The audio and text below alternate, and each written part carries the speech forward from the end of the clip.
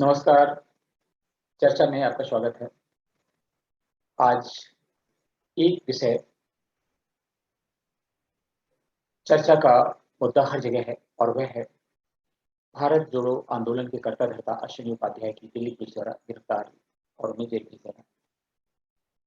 ये बहुत ही अप्रत्याशित कदम है और इससे उनके समर्थक और राष्ट्रभक्त, राष्ट्रप्रेमी लोग जिन्होंने इस आंदोलन को समर्थन दिया था, सब हैरान है।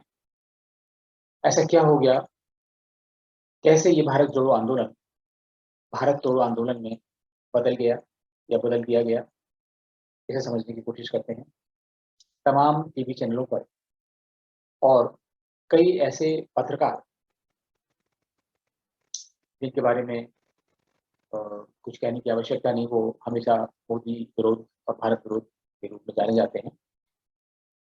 उन्होंने फटाफट अ, तमाम दुष्प्रचार शुरू कर दिया और ऐसा माहौल बनाने की कोशिश की कि जैसे जो कुछ हुआ उसमें दिल्ली पुलिस के पास इसके अलावा कोई विकल्प नहीं था। कुछ पत्रकारों ने अपने जो प्रोग्राम है उसकी हेडिंग दी कि दिल्ली पुलिस को मजबूरी में गिरफ्तार करना पड़ा, कानून से ऊपर भाजपा भी नहीं, वगैरह वगैरह, बहुत सारी ऐसी चीजें हैं।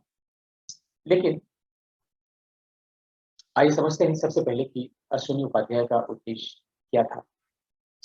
अश्विनी उपाध्याय सर्वोच्च न्यायालय में अधिवक्ता हैं और उन्हें पीआईएल मैन के रूप में जाना जाता है।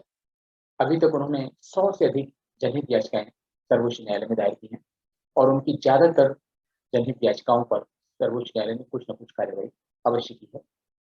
इनमें से प्रमुख हैं 6 से 14 वर्ष के बच्चों के लिए स्कूल में योग अनिवार्य करना, धर्मांतरण विरोधी कानून पर भी उन्होंने एक याचिका दायर की थी, हिंदी को देश भर में एक भाषा के रूप में अनिवार्य बनाना, और सबसे बड़ी चीज है अगस्त 2019 में जम्मू कश्मीर को विशेष दर्जा देने वाली जिस धारा 370 को सरकार ने खत्म किया, उसके लिए अश्विनी उपाध्याय ने 2018 में जनहित याचिका दाखिल की थी और सर्वोच्च न्यायालय उस पर सुनवाई भी कर रहा था। और इसी साल मार्च में सर्वोच्च न्यायालय ने सरकार को आदेश दिया है कि वह उन 5 जनहित याचिकाओं पर जवाब दाखिल करे जो अश्विनी उपाध्याय ने दाखिल की थी। वो कौन कौन सी जनहित याचिकाएं हैं? वो जुड़ी हैं,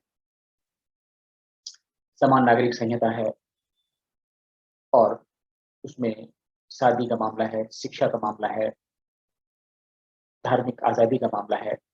ऐसी 5 चीजें हैं और 2015 में उन्होंने एक जनहित याचिका दायर की थी जिसमें अपराधियों को राजनीति से बाहर करने, एमपी एमएलए के लिए बहुत सारे, जो आज भी सुनवाई हो रही है सर्वोच्च न्यायालय में, कल हुई थी, आज भी हो रहा है कुछ।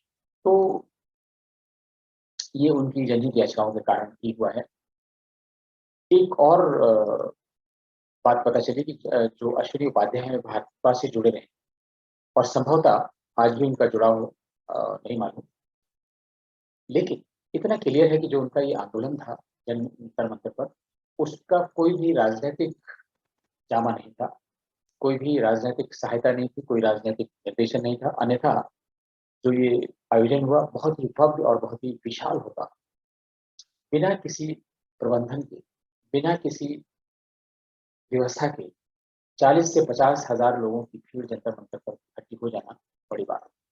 और उससे अपने आप में ये साबित होता है कि लोगों में उनकी बताई चीजों पर कितना ज्यादा जोश है। जोश है क्या है उनकी बताई हुई चीजें? उनकी बताई हुई चीजें ये है, उन्होंने कहा है कि भारत में अभी भी 200 से अधिक ऐसे कानून हैं जिनका तुरंत बदला जाना आवश्यक है। इन कानूनों को अंग्रेजों ने, और इवन औरंगजेब के जमाने के कुछ कानून हैं जिसे अंग्रेजों ने अडॉप्ट किया था, वो आज भी चल रहे हैं। अंग्रेजों ने तो अपने व्यवस्था संचालन के लिए, ताकि उनकी सत्ता कायम रहे, इसलिए बनाए थे ये कानून और भारतीयों को अ, यातनाएं देने के लिए बनाए थे। लेकिन अब तो अंग्रेज नहीं, अंग्रेज चले गए, इन कानूनों की आवश्यकता नहीं। और कुछ कानून तो इतने पुराने हो गए हैं जिसमें सजा, जुर्माना की राशि इतनी कम है कि लोगों को उससे डर नहीं लगता है। और जब कानून का ही भय नहीं होगा लोगों में, तो फिर कानून के शासन का भी भय कहाँ रहेगा? और फिर जब सजा और जुर्माना इतना कम हो तो कौन ऐसे कानूनों की परवाह करेगा? इसलिए शायद सभी ने संवेदनशीलता से इसे लिया कि हाँ, ये आवश्यक है। और इस आयोजन का उद्देश्य भी यही था कि सरकार को संदेश देना, सरकार से मांग करना कि इन कानूनों को बदला जाए, और इसके अलावा जनता में एक जागरूकता फैलाना कि ताकि वह सरकार पर दबाव बना सके कि इन कानूनों को जल्दी से जल्दी बदला जाए। अब हम जानने की कोशिश करते हैं कि कैसे ये भारत तोड़ो आंदोलन में बदल गया या बदल दिया गया। ये जो आयोजन हो रहा है, इस आयोजन में जिन कानूनों को बदलने की बात हो रही है, उसकी जगह पे एक समान नागरिक संहिता, समान शिक्षा, समान धार्मिक स्वतंत्रता, ये अहम चीजें हैं। समान नागरिक संहिता आप समझ सकते हैं, एक ऐसा विषय है जो एक वर्ग विशेष को अच्छा नहीं लगता। समान शिक्षा भी उस वर्ग विशेष को अच्छा नहीं लग सकता, क्योंकि उससे मदरसों की शिक्षा खतरे में पड़ जाएगी, धार्मिक शिक्षा खतरे में पड़ जाएगी। और कुछ ऐसे कानून भी हैं जिसमें विदेशी फंडिंग, बहुत सारी ऐसी चीजें हैं जिनसे परेशानी हो जाएगी लोगों को। तो एक ऐसा ग्रुप है, वो ग्रुप अश्विनी उपाध्याय के पीछे बहुत दिनों से लगा हुआ था कि ये आंदोलन ना हो पाए, और अगर ये कहीं से इसकी शुरुआत हो तो किसी न किसी तरीके से इस आंदोलन को फेल किया जाए। और इसलिए शायद ये लोग सतर्क नहीं थे। रविवार को 10 बजे जब इसका आयोजन शुरू हुआ, और इसके बाद 11 बजे के लगभग अश्विनी उपाध्याय और उनके और लोग पहुंचे। लेकिन इसमें एक चीज ध्यान रखने वाली बात है, बहुत से नामी गिरामी लोग हैं, उनका नाम लेना शायद उचित नहीं होगा, लेकिन आप समझ सकते हैं जिनको प्रखर राष्ट्रवादी कहा जाता है, उन्होंने अपनी स्वीकृति दी थी कि वे इस आंदोलन में शामिल होंगे, लेकिन उनमें से कोई भी नहीं पहुंचा। ये अपने आप में बहुत बड़ी चीज है, बहुत सरप्राइजिंग चीज है कि क्यों नहीं कोई पहुंचे हैं। दिल्ली पुलिस ने कहा कि इस आयोजन के लिए दिल्ली पुलिस की अनुमति नहीं ली गई है, और इसलिए इस आयोजन को कैसे अलाउ किया जाए। अगर दिल्ली पुलिस की इस बात को मान भी लिया जाए कि अनुमति नहीं ली गई, तो फिर इतनी बड़ी संख्या में लोग कैसे वहां पर इकट्ठा हो गए, और इतनी बड़ी संख्या में पुलिस और रैपिड एक्शन फोर्स के जवान कैसे तैनात किए गए। इसलिए कुछ मामला ऐसा लगता है शायद पुलिस पर भी दबाव हो। पुलिस पर किसका दबाव होगा? पुलिस तो केंद्र सरकार और गृह मंत्रालय के अधीन है, जो दिल्ली में है। और ऐसा जब हुआ, दिल्ली की पुलिस की रवैया ऐसा रहा, तो उससे जो तथाकथित धर्मनिरपेक्ष और उदारपंथी लोग हैं, वामपंथी जो गिरोह है, उनके हौसले बुलंद हो गए। उन्होंने कहा कि बहुत अच्छा अवसर है। और क्या किया गया ये तो जांच का विषय है, लेकिन शाम होते होते एक वीडियो वायरल हो गया। उस वीडियो में बताने की आवश्यकता नहीं, ये भी सामान्य चर्चा का विषय हुआ। उस वीडियो में बहुत ही आपत्तिजनक नारे मुस्लिमों के विरुद्ध लगाए गए थे। ये वीडियो वायरल कब हुआ, किसने देखा, किसने नहीं देखा, लेकिन ज्यादातर लोगों को, ये ध्यान देने की बात है, ज्यादातर लोगों को तब पता चला जब AIMIA के असदुद्दीन ओवैसी ने इस पर कड़ी प्रतिक्रिया दी, और उन्होंने कहा कि दिल्ली में दंगा फैलाने और मुस्लिमों का नरसंहार करने की साजिश का हिस्सा है। तब लोगों को मालूम पड़ा कि क्या हो गया, और उससे इस वायरल वीडियो का प्रचार ज्यादा हुआ, और इस वायरल वीडियो को तभी गूगल पर सर्च किया जाने लगा, और उसे हजारों बार देखा गया। इसके पहले शायद इतना इसकी सर्च नहीं की जा रही थी। इस संदिग्ध वीडियो में कुछ लोग दिखाई पड़ रहे हैं जो नारे लगा रहे हैं, बैकग्राउंड में बहुत सारी चीजें हो रही हैं, कुछ म्यूजिक भी है। तो निश्चित रूप से ये जांच का विषय है कि ये वीडियो मॉडिफाइड है, बनाया गया है। इस बीच में कुछ ऐसे मीडिया और पत्रकार हैं जो देश विरोध के लिए हमेशा सक्रिय रहते हैं। वो फटाफट उन्होंने उस वीडियो को लेकर के डिस्कशन शुरू कर दिया, और उस डिस्कशन में ऐसे स्वयंभू पत्रकार भी आ गए जिन्होंने कहा हाँ हाँ, ये नारे लगाए जा रहे थे जय श्री राम के, हमसे भी कहा गया कि जय श्री राम के नारे लगाइए, वगैरह वगैरह। वो सारी चीजें ये शो करती हैं कि ये वीडियो कुछ नहीं, काफ़ी हद तक संदिग्ध प्रतीत होता है। और जैसे ही ये हुआ, अश्विनी उपाध्याय ने दिल्ली पुलिस से कहा कि इस वीडियो की जाँच कराई जाए और अगर ये वीडियो असली है, तो इसमें जो लोग नारेबाज़ी कर रहे हैं, जिन्होंने नारेबाज़ी की है, उनके खिलाफ सख्त कार्रवाई की जाए और अगर ये वीडियो मॉडिफाइड है, नकली है, तो वीडियो बनाने वालों को तलाशा जाए और उनके विरुद्ध सख्त कार्रवाई की जाए। इसमें कोई बड़ी बात नहीं। दिल्ली पुलिस ने अज्ञात लोगों के खिलाफ एफआईआर दर्ज कर ली, लेकिन इसी बीच में आम आदमी पार्टी के विधायक हैं दिल्ली के अमानुल्लाह खान, जिनकी दिल्ली रंगों में बहुत ही संदिग्ध भूमिका रही, जिन्होंने काटो, मारो पर तरह-तरह के डायलॉग दिए थे। उन्होंने राइटिंग में अपने एमएलए के लेटर हेड पर दिल्ली पुलिस कमिश्नर को लिखित में दिया कि अश्विनी उपाध्याय के विरुद्ध कार्रवाई की जाए, आयोजकों के विरुद्ध कार्रवाई की जाए और उसका संज्ञान लेते हुए और और भी बहुत सारे ऐसे प्रतिवेदन आए, उसमें असदुद्दीन ओवैसी का प्रतिवेदन भी शामिल है, कई संगठनों के प्रतिवेदन शामिल हैं और तमाम प्रतिक्रियाएँ आने पर शायद जब चौतरफा दिल्ली पुलिस पर दबाव पड़ा, तो 11 तारीख की सुबह 3 बजे तड़के अश्विनी उपाध्याय को कर्नाट प्लेस थाने में बुलाया गया उनका स्टेटमेंट रिकॉर्ड करने के लिए। बाकी लोगों के घर पे भी दबिश दी गई, छापेमारी करके लाया गया और 5-6 घंटे उनसे पूछताछ की। आप सोच सकते हैं कि ये कोई आतंकवादी या इस तरह की कोई क्रिमिनल एक्टिविटी नहीं थी, जिसमें 5-6 घंटे तक पूछताछ हो। भई क्या पूछा जा सकता है, ये पुलिस बता सकती है, दिल्ली पुलिस। लेकिन इस पूछताछ के बाद में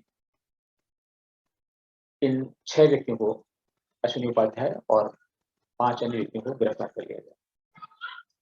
और आप सोच सकते हैं कि दिल्ली पुलिस, जो गृह मंत्रालय केंद्रीय सरकार के अधीन काम करती है, तो इतना बड़ा कदम उठाने से पहले गृह मंत्रालय को विश्वास में न ले, किसी वरिष्ठ अधिकारी से परमिशन न ले, ऐसा संभव नहीं लगता। और ख़ास तौर से तब जबकि अश्विनी उपाध्याय का अतीत भाजपा से जुड़ा हुआ बताया जाता है।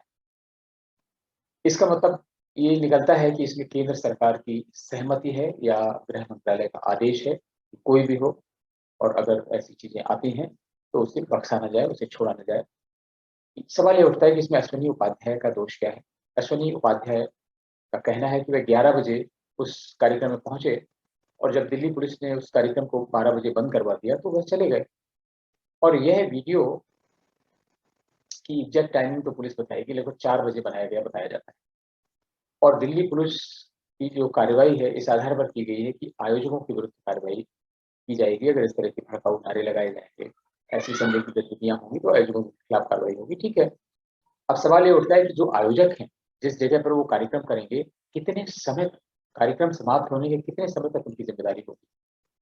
ये एक विषय हो सकता है कि अगर प्रोग्राम 12 बजे खत्म हो गया है और अगर वीडियो 4 बजे का बना हुआ है, तो उसमें अश्विनी उपाध्याय की ज़िम्मेदारी कैसे हो सकती है? अब समझते हैं कि अश्विनी उपाध्याय के विरुद्ध क्या साजिश हो सकती है? हो सकती है। इसलिए हो सकती है कि अश्विनी उपाध्याय की जो मुहिम है, जो निरर्थक कानूनों को बदलने का एक अभियान है, वो ऐसे हैं जो एक समुदाय विशेष को बहुत अखरते हैं। आपको बता दें कि अन्य समुदायों को भारत में धार्मिक स्वतंत्रता है, हिंदुओं को नहीं है। हिंदुओं के मंदिर आज भी सरकारी शिकंजे में हैं। उनका जो चढ़ावा मंदिरों में आता है, उसका दुरुपयोग किया जा रहा है। वो सारा का सारा सरकार लेती है, 10-15% उन मंदिरों के मेंटेनेंस के लिए देती है। किसी और समुदाय में तो ऐसा नहीं किया जा सकता है। और कम से कम नरेंद्र मोदी सरकार से अपेक्षा थी, 7 साल, 8 साल बीत जाने के बाद भी इस विषय में कोई प्रोग्रेस नहीं। आखिर हिंदुओं के मंदिरों को कब मुक्त किया जाएगा? यह भी एक अ, मांग है और इसके अलावा शिक्षा, समान नागरिक संहिता वगैरह, वगैरह है और स्वाभाविक है कि इनसे धार्मिक संकीर्णता भी बढ़ती है, क्षेत्रवाद भी पनपता है, बहुत सारी ऐसी चीज़ें हैं। अगर इन कानूनों को चुस्त-दुरुस्त कर दिया जाए, तो भारत की बहुत सारी समस्याएँ अपने आप ठीक होने लगेंगी।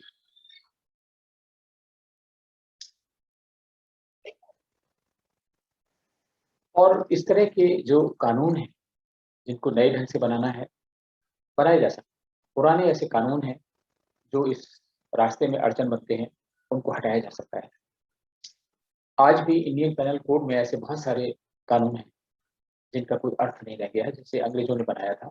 आज तक उन कानूनों से किसी भी अंग्रेज को कोई सजा हुई हो, ऐसा कोई रिकॉर्ड उपलब्ध नहीं। उनको उन्हीं कानूनों के आधार पर जबरदस्त यातनाएं दी गई, ये रिकॉर्ड में है। इसलिए आजकल अगर पुलिस किसी इस तरह की एक्टिविटी में हाथ डालती भी है तो कानून इतने लचर हैं, सजा इतनी कम है, जुर्माना इतना कम है और न्याय निर्णय में इतना समय लग जाता है कि पुलिस के हाथ मच जाते हैं। और इसलिए ऐसे कानून का क्या लेना देना है, ऐसे कानून से देश का भला नहीं हो सकता। खैर, दिल्ली पुलिस ने अश्विनी उपाध्याय को गिरफ्तार कर लिया। यहाँ एक घटना और है जो इससे जुड़ी हुई है और वह है स्वामी यति नरसिंहानंद, जो डासना मंदिर है गाजियाबाद में, शिव शक्ति मंदिर है और वो न्यूज में रहे हैं। उनको तमाम मुस्लिम संगठनों ने जान से मारने की धमकी दी। उनके मंदिर में कई बार आतंकियों ने घुसने का प्रयास किया। बिहार से आए हुए एक सन्यासी स्वामी नरेशानंद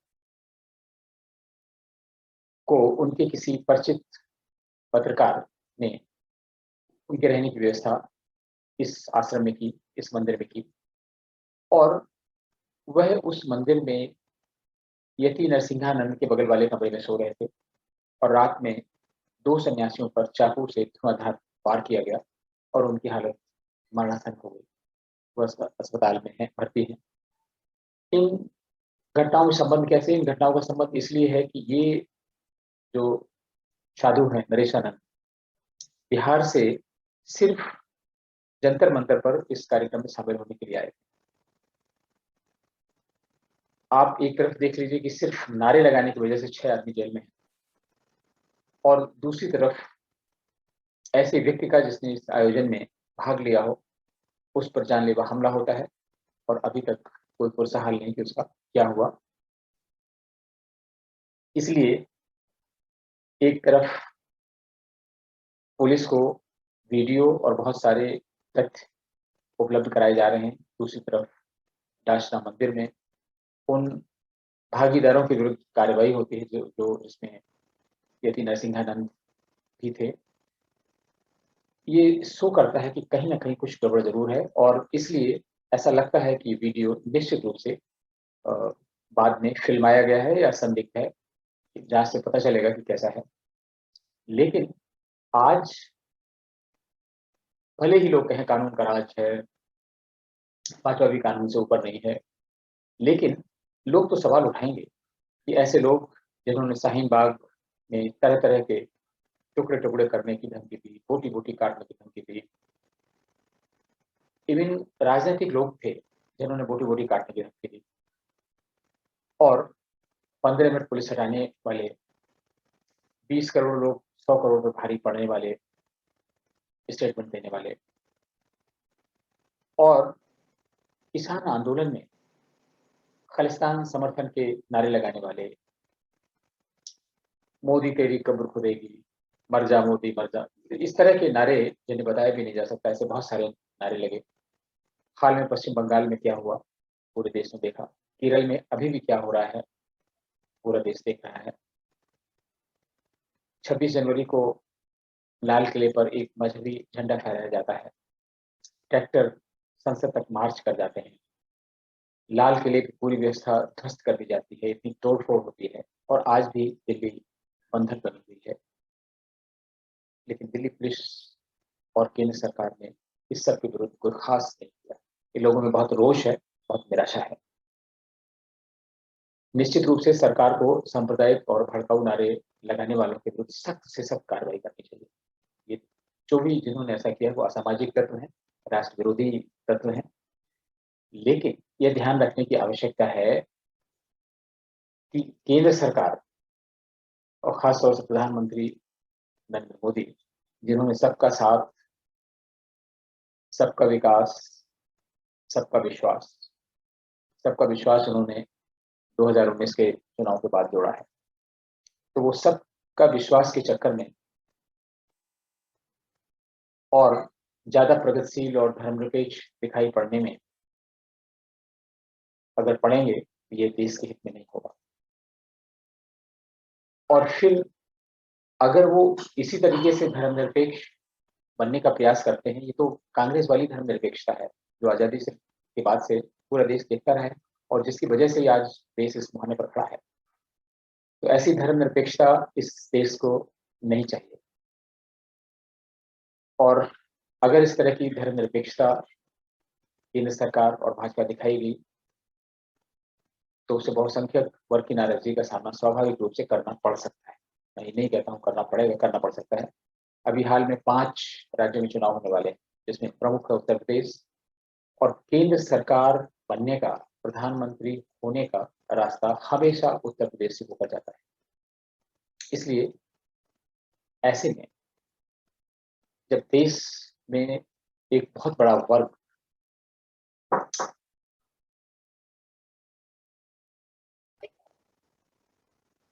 ऐसे में जब देश का एक बहुत बड़ा वर्ग